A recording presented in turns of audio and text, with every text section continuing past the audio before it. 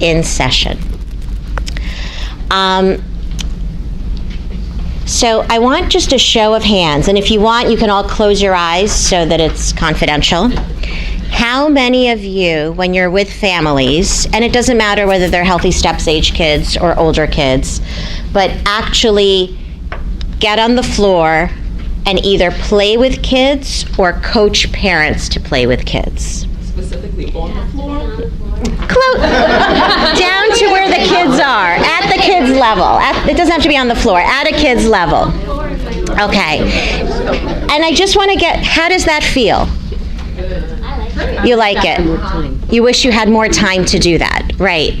Sometimes it can feel awkward because you don't have enough time to really get going or like have a full play. So it feels somewhat forced sometimes depending on schedule.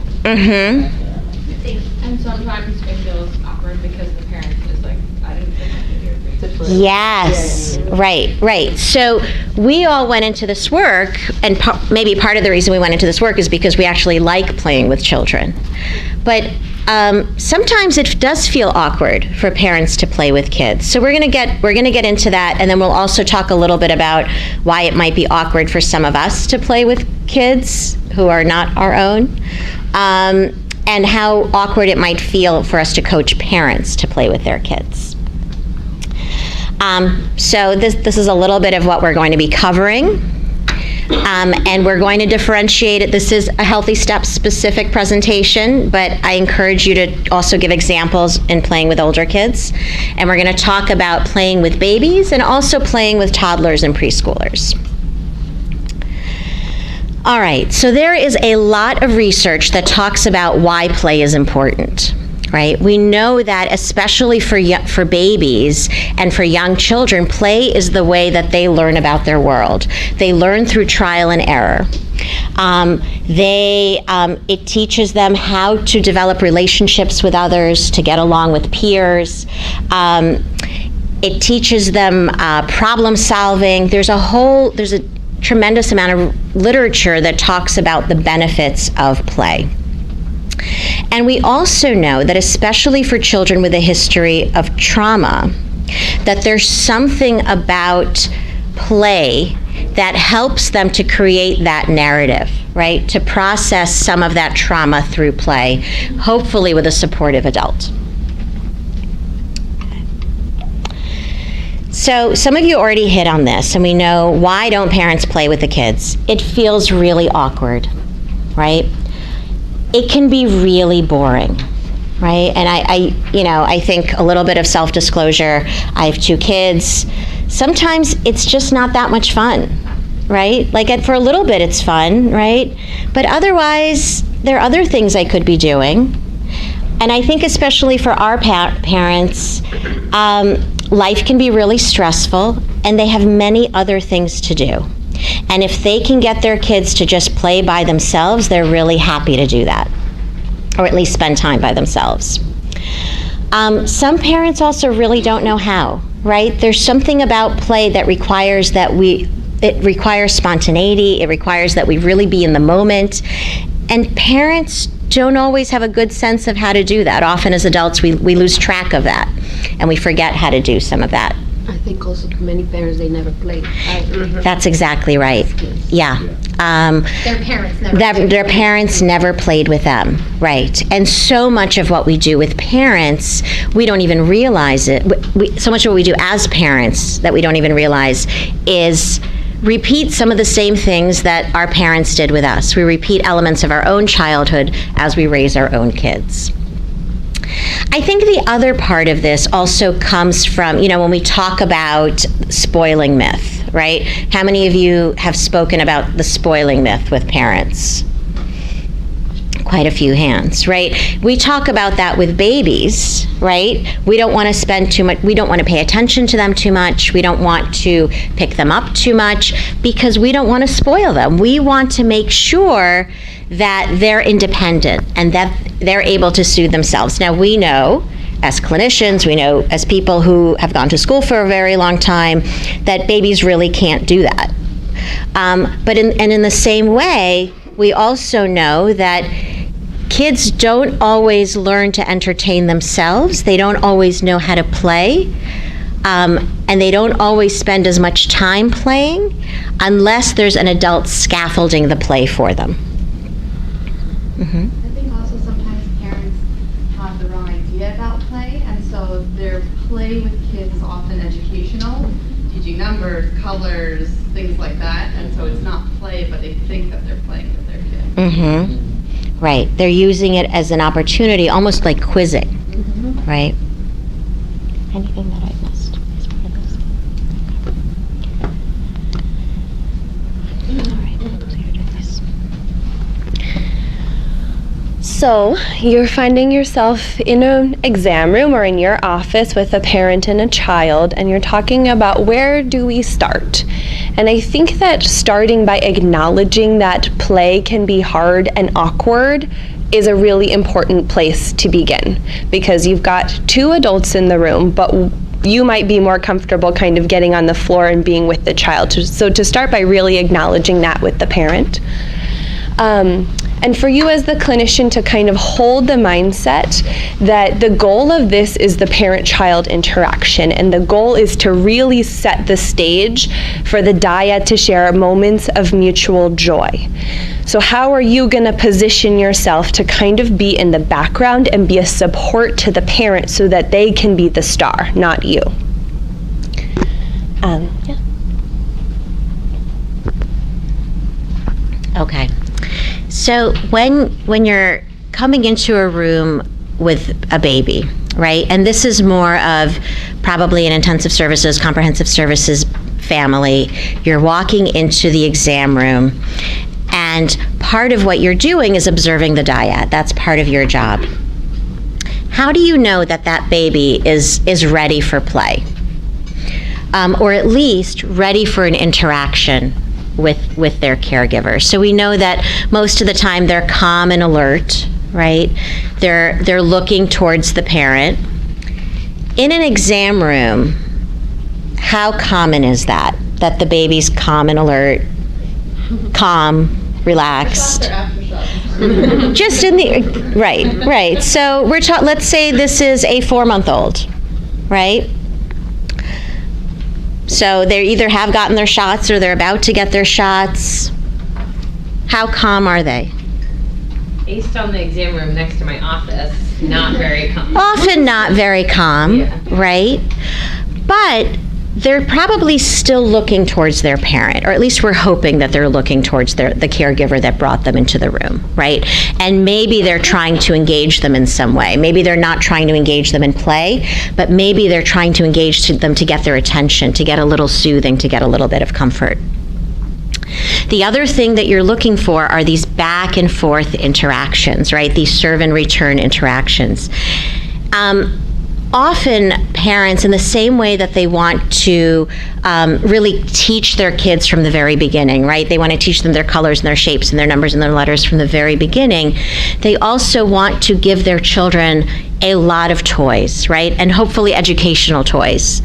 And really, especially young babies, don't necessarily need that, right? What they need are these back and forth reciprocal interactions with their caregiver, right? So singing, smiling, and making sounds back and forth, talking, right? All of this that starts to build both that attachment relationship, but also their cognitive development and their language development. The other thing that you want to look for and you want to support is how does the parent handle these everyday activities, right? Often parents in the room are changing diapers, they are undressing the baby or dressing the baby, they're feeding the baby, they're comforting the baby. So how does the parent make those things playful and nurturing all at the same time? Do any of you have examples of things that you've seen in exam rooms? Or maybe even with your own kids? Ooh, you so stinky. Ooh, you're so stinky, right? So what do you guys think of that if you heard that?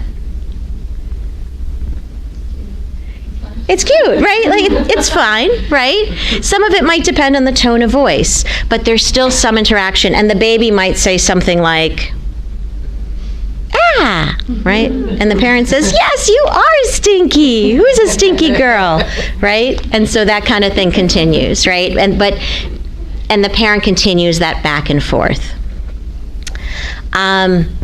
Some things that you can do when you're walking into a room,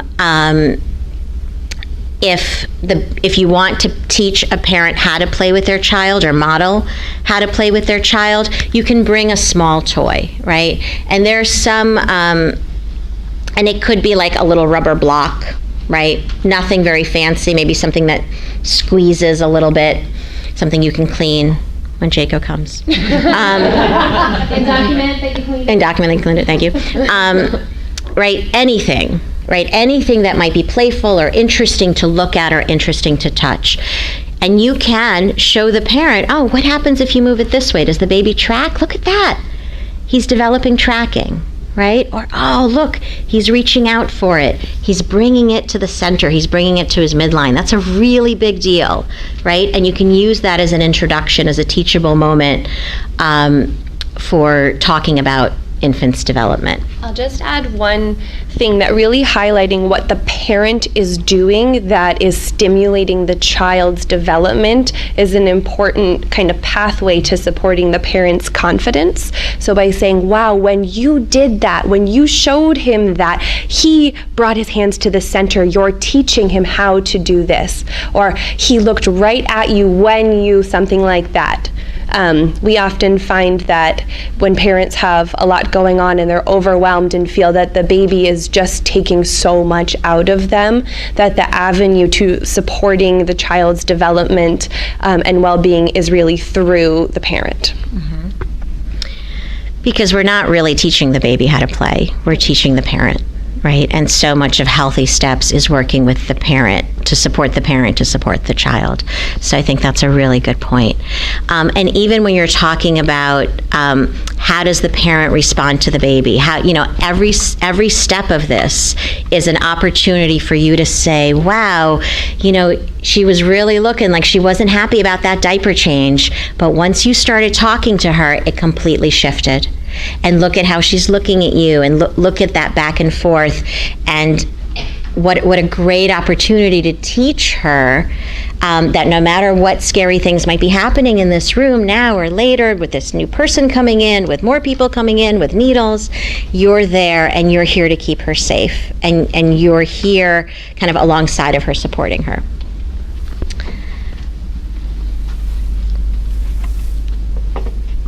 I think you can just click. Oh, really? Yeah. All right. If you go back to...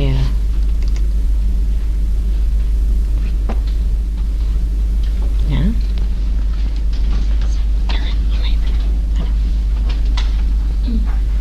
Oh, that's going to go through Internet Explorer. I think you already have it queued up in Chrome. That's okay.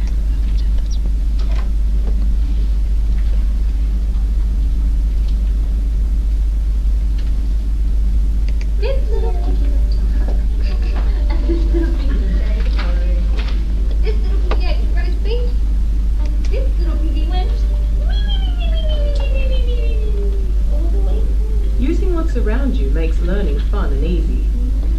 When you name and touch parts of the body, or things you see, your baby starts to connect the word to the objects.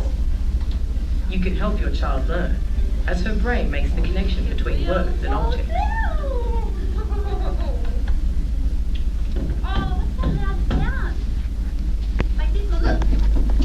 Playing with your baby at his level helps you to get to know each other.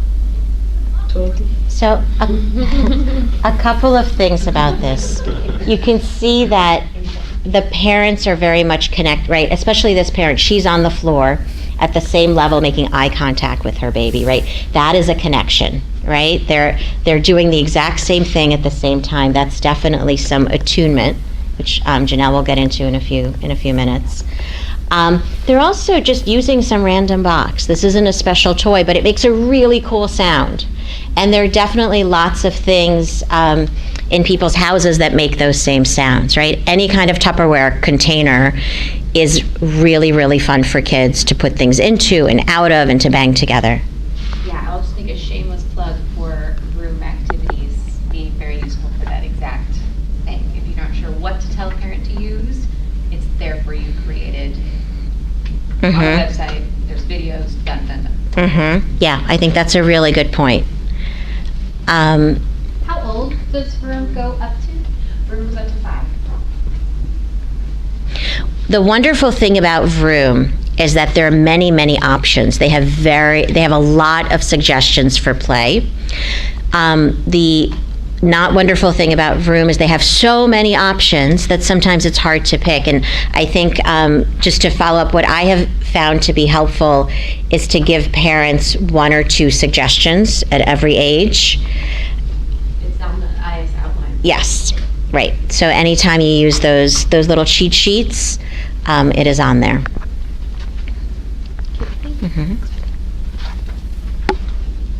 About what you are doing, exploring and playing together helps your baby learn and understand the world while feeling safe and secure. So you see how mom is absolutely responding to the baby's lead, right? So the baby is banging and mom is the one that's just describing it. Oh, that's loud, right?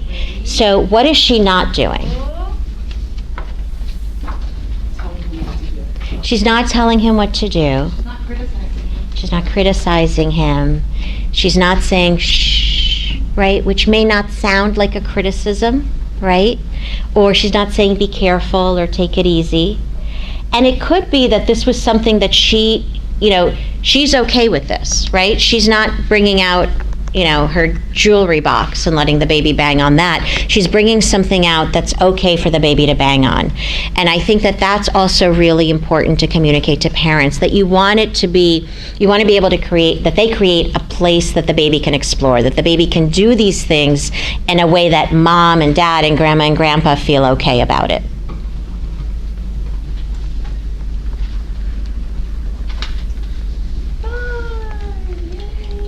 Remember, any moment can be a learning opportunity. Even simple play can be a chance to learn simple language and even math. Repeating things like words and numbers helps your child make sense of the world around her. Physical games are great for bonding with your child, teaching about touch, and building coordination. Watch your child's reaction and stop, or change the game if your child gets upset. Play also tells you a lot about your child's Can you pause that for a second? So what could you tell about that baby? Because I don't know how well mom could see the baby's reaction because she was kind of standing behind her. But what was the parent doing? Just like rubbing that toy into the baby, right? Did the baby seem to enjoy it? Yeah. I thought, did anybody think that the baby wasn't enjoying it or wasn't sure? She was a little confused in the beginning. Oh yeah, okay. Right. So I think that those are important things to pay attention to when you're working with parents too, right? Because even in the exam room or even in your offices, you're going to get to points where the parent's doing something maybe in a very well-intentioned way, and you can see the baby's like, whoa. Yeah. And also it speaks to the importance of pacing the baby while you're playing. That felt a little off to me in the video. You couldn't see if the baby even liked it or what was happening. It didn't feel like the same back and forth interaction. Yeah. Okay. You'll soon get to know which game is your child's favorite.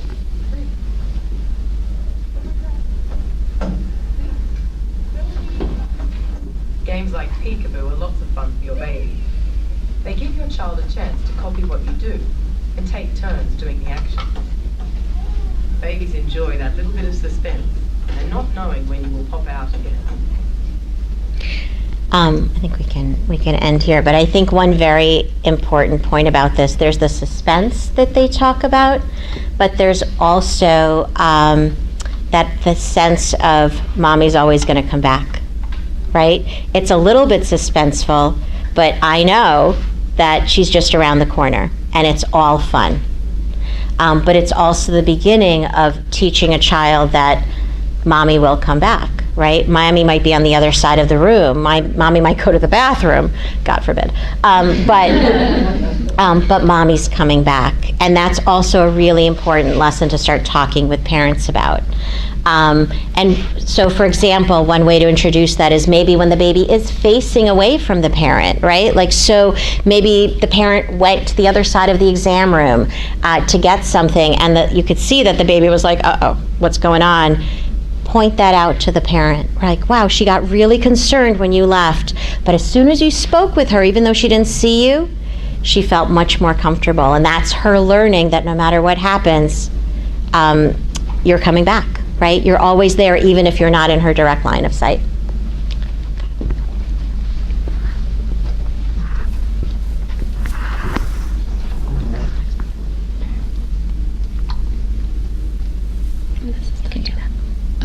Okay, so as we know, babies often need breaks, and sometimes when a baby needs a break is not always aligned with when a parent needs a break.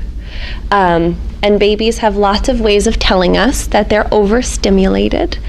Obviously, we have them listed right here, but from your own personal experience, from being in the exam room, from having your own kids, what are some things that babies do that tell us that I've had enough for right now? Actually put their hand up. Yeah. Yeah. No, mommy. Yeah. Turn away, they arch, they start to fall asleep, close their eyes, they can cry, they can start hiccuping. And these are their cues that they need to turn away for a second and then they're going to come back.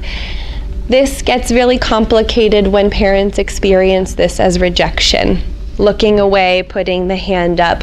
This is a time when negative attributions can start to come out. My baby doesn't like me, my baby is mean, my baby's not playful. And this is an opportune moment for some psychoeducation about how babies turn away and then they come back, and it's a really normal part of development as they're getting used to all of this stimulation in the environment. And so some things that you can do, you can kind of coach a parent to say she needs a little bit of a break right now. Let's just see what happens if we give her a break. And then to, kind of tone down the environment, put the toys away, offer the baby a cuddle. Yeah, we have a video of this. Mm-hmm. We have a couple. And it could be that the parent might just need to continue speaking with the baby, but in a quieter voice, right? It may be that they need to snuggle a little bit closer in. One way, if you're seeing this happen in an exam room or in your office, one way to bring the parent's attention to it, what would you guys do? Let's say you were seeing something, you can see like, wow, whatever mom's doing, the baby's really not responding. What's something that you guys would do or say?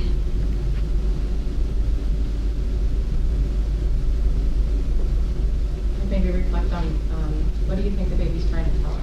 Right. And then bring it back to the parent, because we want to always bring it back to the parent as the expert on that baby. So we may be observing it because we're objective. We have a lot less invested in the baby responding than the parent does, but we can also point it out and then give it back to the parent in a non-judgmental way.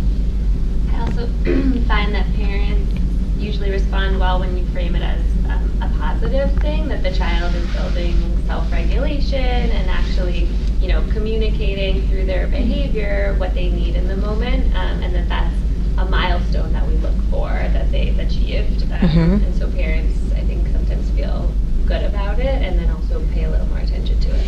Right. I think that's a really lovely way to say it, because you're also saying to the parent, your child is assertive, right? Your child is able to express her needs or his needs. And for a lot of parents, that's a very meaningful skill.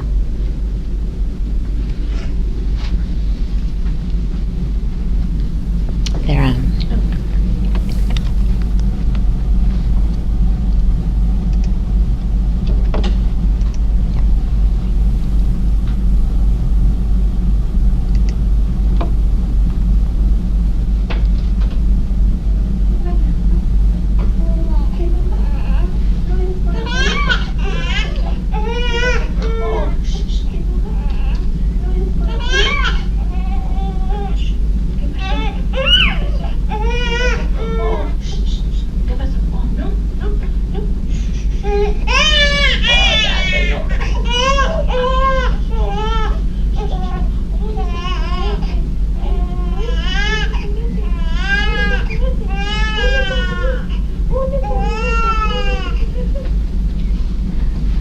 do you think about that video? It was hard to watch, right? It's only like 35 seconds. What else? Any other thoughts? Mom was really trying. She was really trying. Yeah. She's concerned. Right. So kind of putting your clinician hats on, what do you think might be going on for that parent? Because she was clearly trying. What do you think? What are your kind of hypotheses? She's desperate. She's getting more and more anxious. Right. The less it works, the worse it gets, right? And the more agitated she gets, and the more agitated the baby gets. What else? What else might be going on? Maybe self-conscious if she's being watched. Right. This poor woman was being videotaped for like this thing that we could just download and show all you guys. Right. So there may be self-consciousness, but a lot of that self-consciousness happens when parents bring their babies to the pediatrician, right? A lot of times parents really feel like they're being judged, they're being watched. Like we know, like parents, they dress up their babies, right? Like they want to tell us what a good job they're doing, whether they're saying that verbally or not. And I think that just having us there watching, and even though we're watching with a benevolent lens and we want to do our best, and we came to work that day to support the families, they still might feel just being watched feels stressful. There may be a lot of other things going on for mom too, right? Like maybe, she really they were late coming in, and then they had to wait again for the pediatrician because the line was really long, and they need to get this visit over with, and they need to get the shots done because maybe they didn't bring enough diapers, or they didn't, mom isn't breastfeeding and they didn't bring enough formula, or they have an appointment that they need to get to right away, or there's a relative. This happens at CHCC all the time. There's no parking near CHCC, right? So Uncle Joe is double parked in front of the clinic, and mom has to really hurry up and finish so that they could get home, right? Because he has to go to work, and otherwise mom has to take this baby on the bus, right? So there are a lot of stressors for our families that may lead to that. So how would you intervene in this situation? Acknowledge how difficult it is right now for mom and baby. Mm-hmm. I would validate mom. Right. And really, she's trying so many things, right? So many things that kind of individually might be helpful. There's rocking, there's talking, there's some just vocalizations, and maybe in some way validating mom and saying, which of those things do you want to use first, right? Like, which one strategy do you want to use first? Lowering your sort of stress level, speaking calmly, speaking slowly, to try to bring the rhythm of the room down a little bit.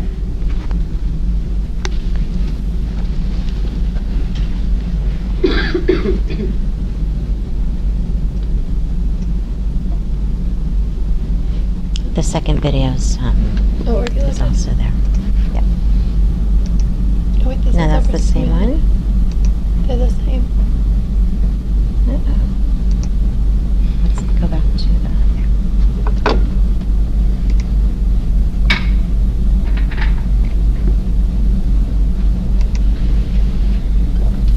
Oh no, they're the same. What? They're the same. No. Okay, we won't show it. We won't show it. It's okay. All right.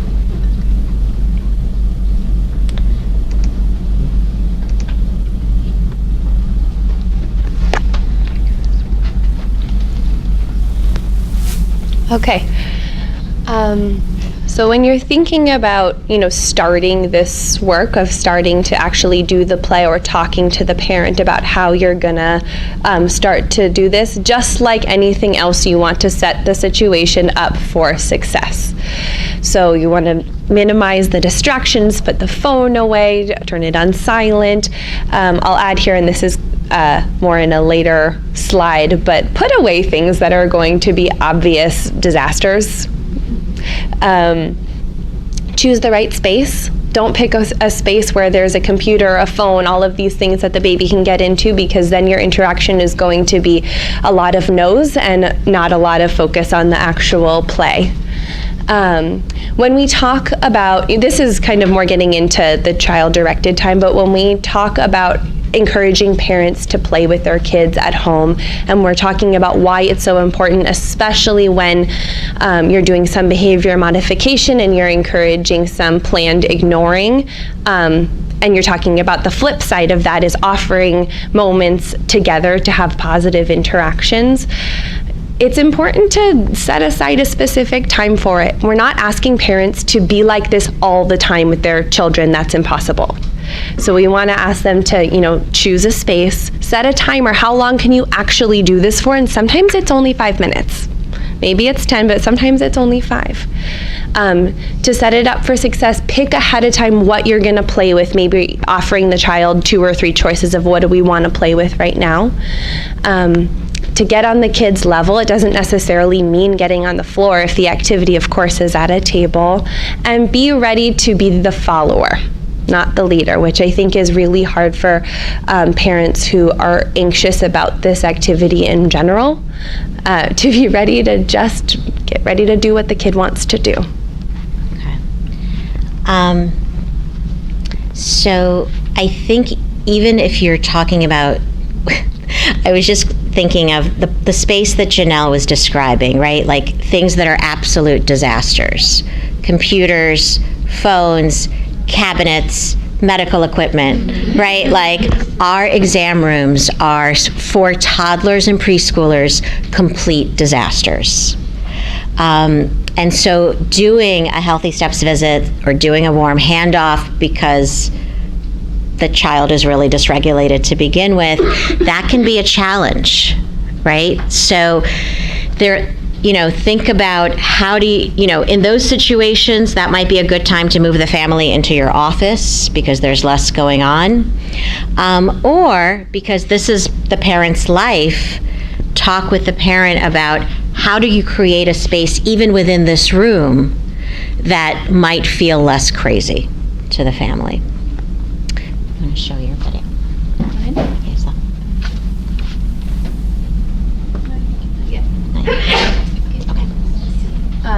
And one more thing I'll add about the physical space is sometimes that means using your body as a blockade. Sometimes that means sitting in front of your computer, sitting in front of the door, and opening your body up so that it frames the dyad, so that you're not the star of it, but you have the two of them kind of positioned looking at each other. So in Gabby, an example or kind of a metaphor that we use for how you set this up is that you want to be, like in volleyball, you want to be the setter. The setter plays a really important role. It's like a really subtle little move for the parent to do the spike. They're the one that's going to score the point with the child. And so what does that actually look like? Because here you are, you're someone who's trained in child development, you're used to playing with kids, you want to play with kids, and you have a parent who's maybe a little bit ambivalent about it. So maybe it's just whispering something in their ear or finding an idea to kind of elevate the play to the next level by just really subtly passing the parent a toy and saying, do you think he might like if you turn this into a ramp for the car, and let the parent be the person to introduce the really fun idea that's going to get the big laugh or smile from the kid. When we do these sorts of things and they get to have these little moments of shared joy, it creates little memories for them and things to call upon. And as they're going to do this at home, the parent might feel some increased confidence or remember some of the little things that you whispered. And the child's not going to remember you as the person that was really fun to play with. It was mom was really fun in that moment. And really turning to the parent as the expert on the child. You know your child best. What do you think he would want right now? What do you think he needs right now? What do you think he would like to play with? So I'm going to show a video from a Gabby session, and this is shared with permission, but we'll turn the camera off here.